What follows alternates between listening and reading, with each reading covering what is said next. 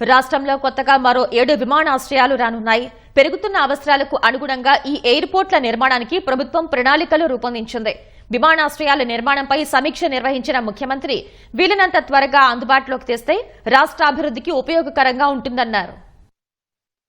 రాష్ట్రంలో ప్రస్తుతం 7 విమానాశ్రయాలు ఉన్నాయి. విశాఖ, తిరుపతి, కడప, రాజమండ్రి, గన్నవరం విమానాశ్రయాలను ఎయిర్పోర్ట్ అథారిటీ ఆఫ్ ఇండియా నిర్వహిస్తోంది. కర్నూలు ఎయిర్పోర్టు రాష్ట్ర ప్రభుత్వం ఆధ్వర్యంలో ఉండగా పుట్టపర్తిలో ప్రైవేట్ ఎయిర్ స్ట్రిప్ ఉంది. వీటికి తోడు భోగాపురంలో అంతర్జాతీయ విమానాశ్రయం సిద్ధమవుతోంది. అయితే పెరుగుతున్న అవసరాలకు అనుగుణంగా మరో 7 ఎయిర్పోర్ట్లను నిర్మించాలని రాష్ట్ర ప్రభుత్వం నిర్ణయించింది.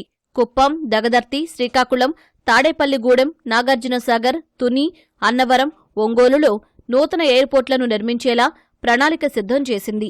ఈ మేరకు ఎయిర్పోర్ట్ల విస్తరణ, నిర్మాణం, కొత్త విమానాశ్రయాల కట్టడంపై ముఖ్యమంత్రి చంద్రబాబు సమీక్ష నిర్వహించారు.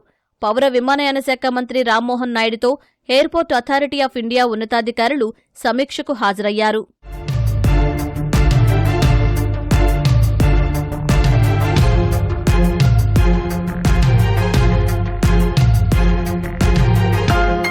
కుప్పం ఎయిర్పోర్ట్ ఫీజిబిలిటీ రిపోర్టు సిద్ధం చేశారు.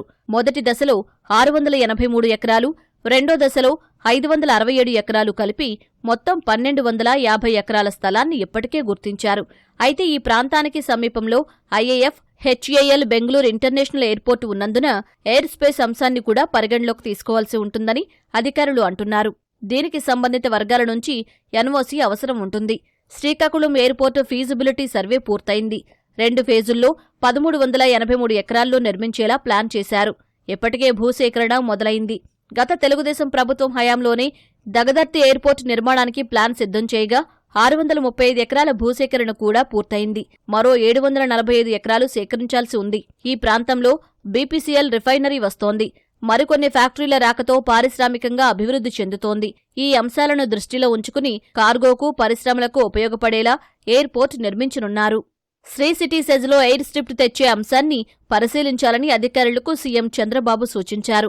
ఒంగోలు విమానాశ్రయం కోసం 657 ఎకరాలు గుర్తించగా ఫీజిబిలిటీ స్టడీ చేయాల్సి ఉంది.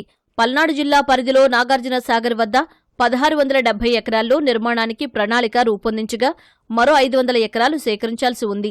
ఈ భూమికి అటవీశాఖ క్లియరెన్స్ అవసరముంది.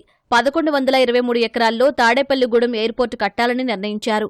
అయితే దీని సమీపంలోనే రాజమండ్రి, గన్నవరం విమానాశ్రయాలు ఉన్నందున ఫీజిబిలిటీని పరిశీలిస్తున్నారు. తుని, అన్నవరం మధ్య 757 ఎకరాల్లో ఎయిర్పోర్టు తేవాలని ప్రతిపాదించారు.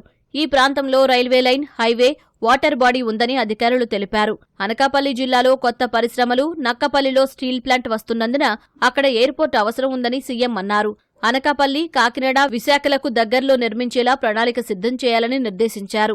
తాడిపత్రి ప్రాంతంలో ఒక ఎయిర్పోర్టుకు అవకాశముందని దాన్ని కూడా పరిశీలించాలని సూచించారు.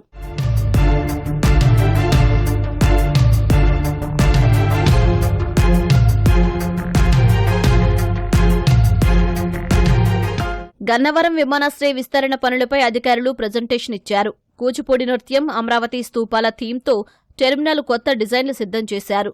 జూన్ నాటికి పనులు పూర్తి చేయాలని సీఎం ఆదేశాలు ఇచ్చారు. భోగాపురం విమానాశ్రయ పనుల పురోగతిని అధికారులు వివరించారు. ఏవియేషన్ యూనివర్సిటీ, ట్రైనింగ్ సెంటర్ ఏర్పాటు చేస్తామని అధికారులు తెలిపారు. భవిష్యత్తులో ఎయిర్పోర్టుల్లో ప్రైవేట్ ఫ్లైట్స్ పార్కింగ్ అవసరాలు పెరుగుతాయని, ఆయా అవసరాలను దృష్టిలో ఉంచుకుని నిర్మాణాలు చేపట్టాలని సీఎం సూచనలు చేశారు.